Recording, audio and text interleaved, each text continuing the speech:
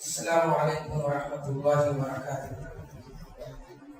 ان الحمد للہ والصلاة والسلام علی رسول اللہ، اما بعد۔ اعوذ باللہ من الشیطان الرجیم، بسم اللہ الرحمن الرحیم۔ یا ایھا الذین آمنوا ادخلوا فی السلم کافۃ ولا تتبعوا خطوات الشیطان انہ لکم عدو مبین۔ محترم علماء کرام، عمائدین شہر، نوجوانوں اور پردہ نشین خواتین، اللہ تعالیٰ نے دین اسلام کی شکل میں ہمیں ایک عظیم نعمت عطا کی۔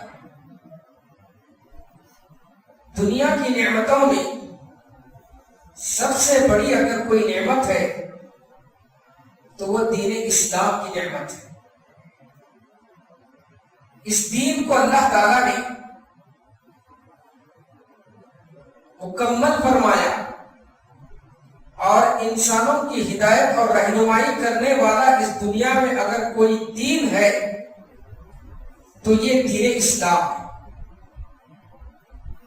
حجۃ الوداع کے موقع پر اللہ تعالیٰ نے اس دین کے مکمل ہونے کا اعلان فرمایا، الیوم اکملت لکم دینکم، کہ آج کے دن میں نے تمہارے لیے تمہارے دین کو مکمل کر دیا۔ اس دنیا میں جتنے بھی ادیان اور مذاہب پائے جاتے ہیں ان کے اندر کسی نہ کسی طرح کا نقص اور کمی موجود ہے،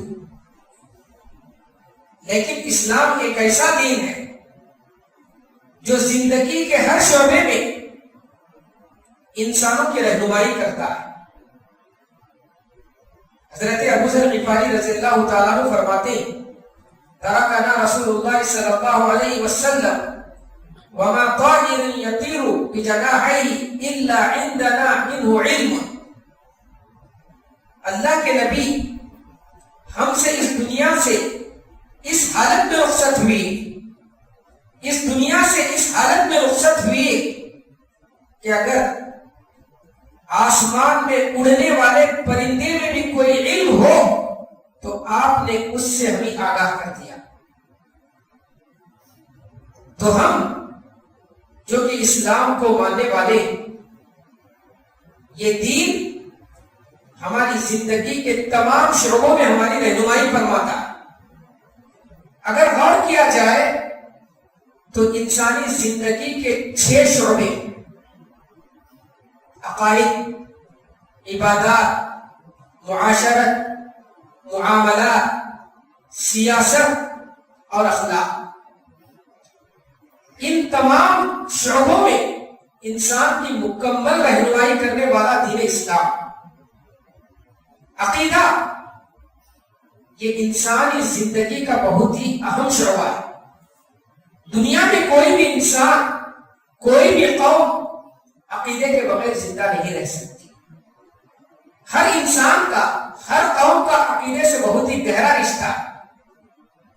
صحیح عقیدہ نہ ملنے کی وجہ سے آج دنیا میں بہت ساری قومیں غلط عقائد، غلط رسومات، بدعت و خرافات کو اپنی زندگی میں شامل کیے ہوئی۔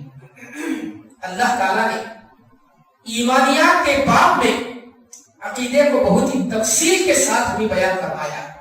ہم جانتے ہیں ایمان کے 6 ارکان، اللہ پر ایمان، اللہ کے نبیوں پر ایمان، اللہ کی کتابوں پر ایمان، اللہ کے فرشتوں پر ایمان، آخرت کے دن پر ایمان، اچھی اور بری تقدیر پر ایمان۔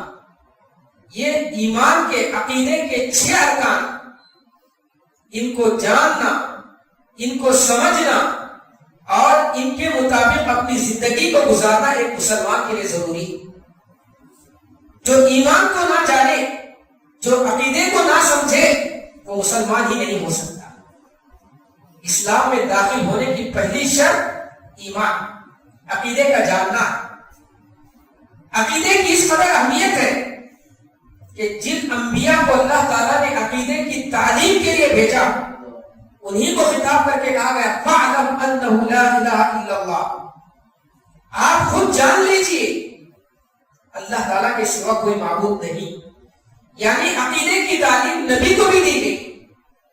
جتنے انبیاء اس دنیا میں آئے سب سے پہلے انہوں نے انسانوں کے عقیدے پر ہی توجہ دی، عقیدے کی ہی اصلاح کی. وَلَقَدْ بَعَثْنَا فِي كُلِّ أُمَّةٍ رَسُولًا أَنِ اعْبُدُوا اللَّهَ وَاجْتَنِبُوا الطَّاغُوتَ.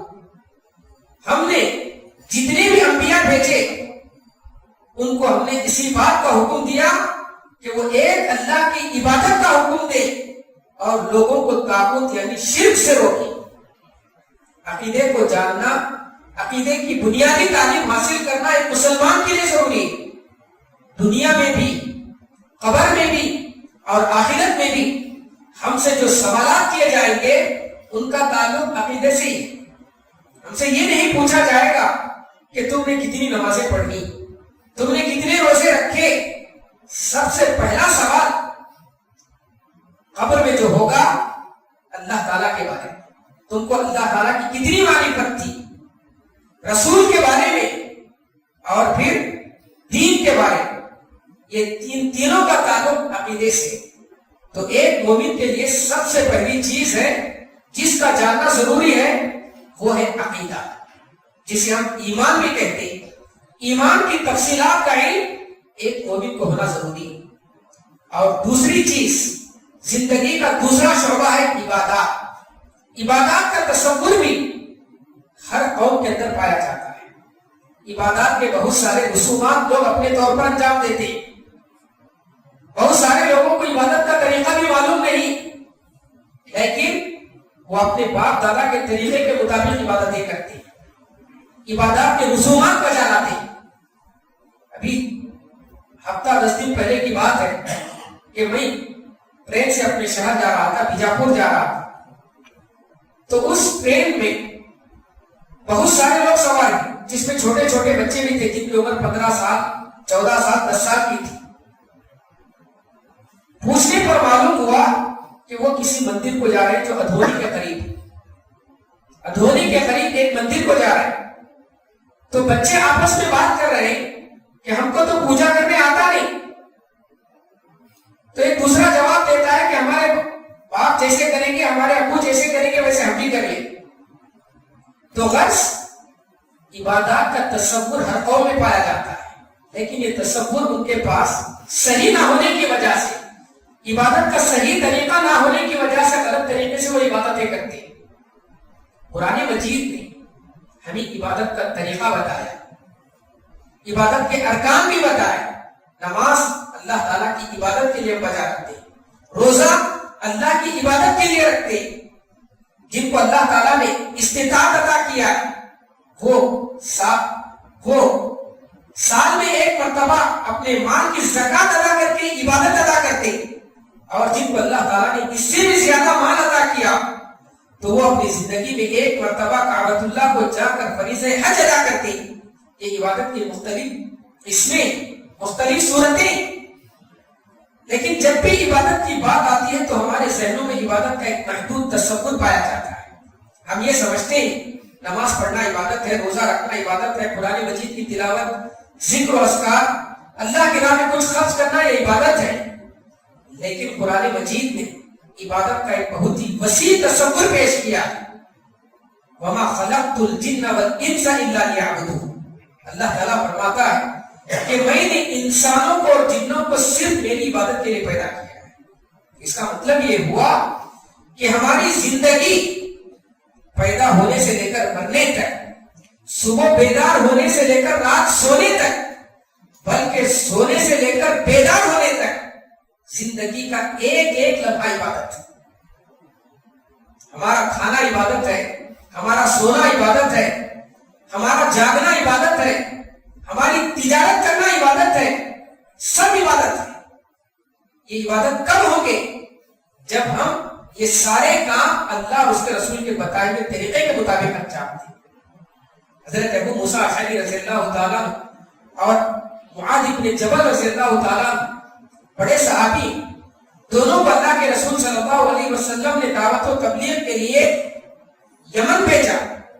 وہاں دونوں کے درمیان تہجد کے معاملے میں اختلاف ہوا، بحث ہونے لگی. حضرت ابو موسیٰ اشعری رات جا کر عبادت کیا کرتے تھے، ساری رات نماز پڑھا کرتے تھے. حضرت معاذ بن جبل رضی اللہ تعالیٰ عنہ کہتے ہیں کہ میں احتسب فی نومتی کما احتسب فی قومتی، جس طریقے سے رات جاگ کر عبادت کرنے کو، نمازیں پڑھنے کو عبادت اور نیکی سمجھتا ہوں، ویسے ہی رات میں کچھ دیر آرام کرنے کو بھی میں عبادت سمجھتا ہوں اور نیکی کا کام سمجھتا ہوں. رات میں مومن کا سونا بھی عبادت ہے. انسان جو تجارت کرتا ہے، دوڑ دھوپ کرتا ہے، اپنی بیوی بچوں کے لیے کماتا ہے، یہ کمانا بھی عبادت ہے. صحیح مسلم کی روایت ہے، اللہ کے رسول صلی اللہ علیہ وسلم نے فرمایا اربعۃ دنانیر، 4 قسم کا مال، 4 قسم کے روپیے. ایک روپیہ وہ ہے جو انسان اللہ تعالیٰ کی راہ میں جہاد فی سبیل اللہ کے لیے خرچ کرتا ہے. ایک دینار وہ ہے جو کسی مسکین اور یتیم پر خرچ کرتا ہے. اور ایک دینار وہ ہے جو کسی غلام کو آزاد کرنے کے لیے خرچ کرتا ہے. اور ایک روپیہ اور ایک دینار وہ ہے جو اپنے بیوی بچوں پر خرچ کرتا ہے. 4 قسم کے صدقات کا، 4 قسم کی نیکیوں کا ذکر کرنے کے بعد اللہ کے رسول نے فرمایا الذی اعظم اجرا، ان میں سب سے زیادہ اجر و ثواب والا روپیہ وہ ہے جو انسان اپنے بیوی بچوں پر خرچ کرتا ہے. بیوی بچوں پر خرچ کرنا یہ دنیا داری نہیں، یہ عین عبادت ہے. بیوی بچوں کے لیے کمانا اسلام نے اسے عبادت قرار دیا. انسان جو اپنی ضروریات پوری کرتا ہے، اپنی جنسی ضرورت اپنی بیوی سے پوری کرتا ہے، اسے بھی اسلام نے عبادت کا درجہ دیا. وفی بضع احدکم صدقہ، تم جو اپنی بیویوں سے اپنی خواہش پوری کرتے ہو اس پر بھی تمہیں اجر و ثواب ملے گا. صحابہ کرام کو تعجب ہوا کہ ہم اپنی جنسی خواہش پوری کریں اس پر بھی ہمیں نیکی ملے گی. تو اللہ کے رسول نے سمجھاتے ہوئے، مثال دیتے ہوئے فرمایا کہ اگر تم اپنی یہ خواہش حرام طریقے سے زنا کے ذریعے پوری کرتے تو کیا تمہیں گناہ نہیں ملتا؟ تو صحابہ کرام نے کہا کہ ہم گناہ کے مستحق ہوتے. تو اللہ کے نبی نے فرمایا کہ جب ایک انسان حرام طریقے سے بچ کر حلال طریقے سے اپنی جائز خواہش پوری کرتا ہے تو اللہ تعالیٰ اس پر اسے اجر و ثواب عطا کرتا ہے. تو عبادت کا ایک تصور ہے، مومن کی ساری زندگی عبادت ہے. مومن کو چاہیے کہ اپنی ساری زندگی اللہ اور اس کے رسول کے بتائے ہوئے طریقے کے مطابق گزارے. ہماری زندگی کے 2 حصے نہیں، ایک دین اور دوسرا دنیا. کہ دنیا میں ہم آزاد ہیں، ہم یہ سمجھتے ہیں کہ جیسے مسجد میں آئیں تو ہم کو عبادت کرنا ہے، مسجد کے بعد باہر جائیں تو ہم آزاد ہیں، جیسے چاہے کریں. اسلام کسی بھی معاملے میں ہم کو پوری طرح آزاد نہیں چھوڑا. ہم تجارت بھی کریں گے تو اللہ اور اس کے رسول کے بتائے ہوئے طریقے کے مطابق. زندگی کے سارے کام اللہ اور اس کے رسول کے بتائے ہوئے طریقے کے مطابق انجام دیں گے تو ہماری زندگی عبادت ہوگی. زندگی کا تیسرا شعبہ ہے معاشرہ. جس معاشرے میں، جس سوسائٹی میں ہم رہتے ہیں، جس بستی اور گاؤں میں ہم رہتے ہیں، وہاں مختلف لوگوں سے ہمارا سابقہ ہوتا ہے، مختلف لوگوں سے ہمارے تعلقات ہوتے ہیں. اسلام نے معاشرے میں پائے جانے والے مختلف لوگوں کے حقوق متعین کیے. باپ ماں باپ کے حقوق، اولاد کے حقوق، رشتہ داروں کے حقوق، پڑوسیوں کے حقوق، یتیموں، مسکینوں، بیواؤں اور غریبوں کے حقوق، ہر طبقے کے حقوق اللہ تعالیٰ نے متعین کیے. یا بیوی کے حقوق. اور اللہ کے رسول نے فرمایا فَآتِ كُلَّ ذِي حَقٍّ حَقَّهُ، تو مسلمان ہو سکتے ہو جب تک کہ تم ان تمام کے حقوق ادا کرو. ہم اللہ کے حقوق کو ادا کریں، نمازوں کی تو پابندی کریں، لیکن ماں باپ کے ساتھ ہمارا سلوک صحیح نہ.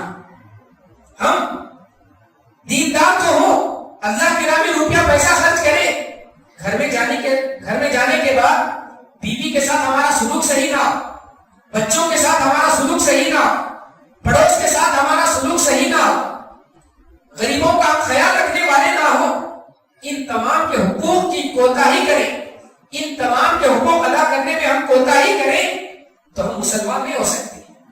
یہ ساری ہماری عبادتیں حقوق ادا نہ کیے۔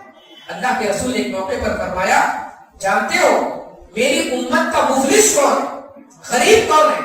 صحابہ کرام نے فرمایا کہ جس کے پاس روپیہ پیسہ نہ، مال و دولت نہ۔ تو آپ نے فرمایا کہ میری امت کا غریب اور مفلس وہ ہے جس کے پاس نیکیاں تو بہت زیادہ ہوگی، نمازیں ہوگی اس کے نامہ اعمال میں، روزہ ہوگا، صدقہ ہوگا، سب کچھ ہوگا، وَيَأْتِي قَدْ شَتَمَ هَذَا وَقَذَفَ هَذَا وَأَكَلَ مَالَ هَذَا وَضَرَبَ هَذَا، اور ساتھ ہی وہ کسی کو گالی دیا ہوگا، کسی کے ساتھ سخت کلامی سے پیش آیا ہوگا، کسی کا ناحق مال لوٹا ہوگا اور کسی کا خون بہایا ہوگا۔ پھر اس کے بعد جن پر اس نے ظلم کیا تھا ان تمام کے گناہ لے کر اس پر ڈال دیے جائیں گے اور اس کی نیکیاں ان میں تقسیم کر دی جائیں۔ نتیجے میں جنت کے بجائے وہ جہنم کا مستحق قرار پائے۔ حقوق کی ادائیگی یہ بہت ضروری ہے۔ زندگی کا چوتھا شعبہ ہے معاملہ۔ انسان کو جس معاشرے میں رہتا ہے ایک دوسرے سے لین دین کی، ایک دوسرے کے ساتھ تعلقات نبھانے کی ضرورت پڑتی ہے، تجارت کی، کبھی ضرورت پر قرض لینے کی، انتقال کے بعد اس کے مال کی تقسیم کی ضرورت پڑتی ہے، کبھی انتقال سے پہلے آدمی اپنے مال میں کچھ وصیت کر جاتا ہے۔ یہ سارے معاملات ہیں۔ اسلام نے ان تمام کے اصول اور آداب بھی بتائے۔ ہم تجارت کریں تو کیسے کریں، ہم کسی سے قرض لیں تو قرض لینے کے آداب کیا ہے، قرض ہم کیسے واپس کریں، اپنے مال میں سے اگر کسی کو وصیت کرنا ہو تو وصیت کے آداب بھی بتائے۔ انتقال کے بعد اس کے مال میں، باپ کے مال میں کن کن کا حصہ ہے، بچوں کا کتنا حصہ ہے، ان تمام کی تفصیلات بھی اسلام نے ہمیں بتائی۔ اور اسی طریقے سے پانچواں جو شعبہ ہے وہ ہے سیاست اور حکومت۔ جس معاشرے میں ہم رہتے ہیں سارے لوگوں کے درمیان کنٹرول کرنے کے لیے، تعلقات کو بحال کرنے کے لیے حکومت کی ضرورت ہوتی ہے۔ اسلام نے حکومت کے اصول بتائے۔ حکومت کا جو امیر ہوگا، بادشاہ ہوگا، اس کی کیا ذمہ داریاں ہیں، ماتحتوں کی کیا ذمہ داریاں ہیں، یہ ساری چیزیں اسلام نے تفصیل کے ساتھ بتائی۔ اور ان تمام کے بعد سب سے آخر میں انسانی زندگی کا جو سب سے اہم حصہ ہے وہ ہے اخلاق۔ اخلاق کے بغیر دنیا میں کسی انسان کی قدر نہیں کی جا سکتی۔ اور اسلام کے نزدیک سب سے بہترین مسلمان کو ہے جس کے اخلاق اچھے ہیں۔ اللہ کے رسول نے فرمایا ان من احاسنکم، کہ تم میں سب سے بہترین وہ ہے خیارکم اخلاق، جس کے اخلاق اچھے ہو۔ انسان کی پہچان اس کے اخلاق سے ہوتی ہے۔ اگر اخلاق اچھے ہو تو اس کا شمار اچھے لوگوں میں ہوتا ہے، اگر اخلاق اچھے نہ ہو تو اس کا شمار برے لوگوں میں ہوتا ہے۔ اللہ کے نبی نے اپنی بعثت کا ایک مقصد مکارم اخلاق کے اچھے اخلاق کی تکمیل بتائی۔ بعثت لأتمم مکارم الاخلاق، مجھے اچھے اخلاق کی تکمیل کے لیے نبی بنایا گیا۔ آج ہندوستان میں بلکہ بہت سارے ممالک میں ہم اپنے غلط اخلاق سے پہچانے جاتے ہیں۔ مسلمان کون ہے؟ جس کو معاشرے میں لوگوں کے ساتھ اچھا معاملہ کرنا نہ آتا، جس کے اخلاق اچھے نہ۔ آج ہماری یہ پہچان پوری دنیا میں بنی ہے۔ اگر اخلاق کی مثال دی جاتی ہے تو یورپ کے لوگوں کے اخلاق کی مثال دی جاتی ہے، جبکہ نبی سے بہترین اخلاق کسی اور کے نہیں ہو سکتے۔ لیکن افسوس کی بات یہ ہے کہ ہم نے نبی کے اخلاق کو نہیں اپنایا۔ تو یہ انسانی زندگی کے 6 شعبے۔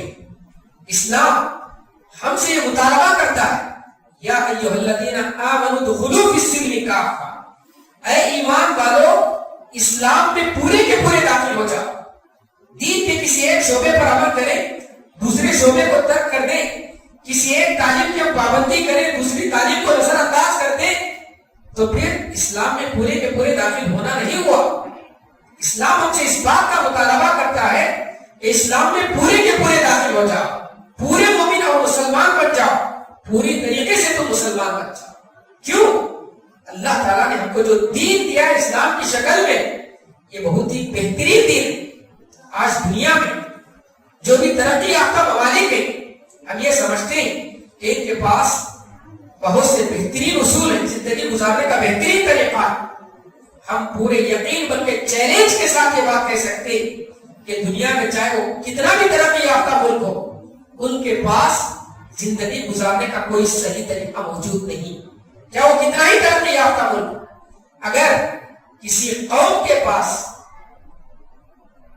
صحیح اور مکمل طریقہ ہے زندگی گزارنے کا، تو ہم مسلمانوں کے پاس ہیں. ہم سے اسلام اس بات کا مطالبہ کرتا ہے کہ ہم اسلام میں پورے کے پورے داخل ہو جائیں. اسلام کو اپنانے میں، اسلامی تعلیمات پر عمل کرنے میں ہمیں فخر ہونا چاہیے کہ ایسا سچا مذہب، بہترین مذہب اور کامل مذہب اللہ تعالیٰ نے ہم کو عطا کیا ہے، اس پر تو ہمیں فخر کرنا چاہیے. لیکن ہمارا حال یہ ہے کہ اسلامی تعلیمات کے بجائے غیروں کی تعلیمات کو اپنانے پر ہم فخر کرتے ہیں. غیروں کے وساطت، ان کا لباس، ان کا طور طریقہ، ان کا رنگ ڈھنگ، ان کی تہذیب اپنانے پر ہمیں فخر ہوتا ہے.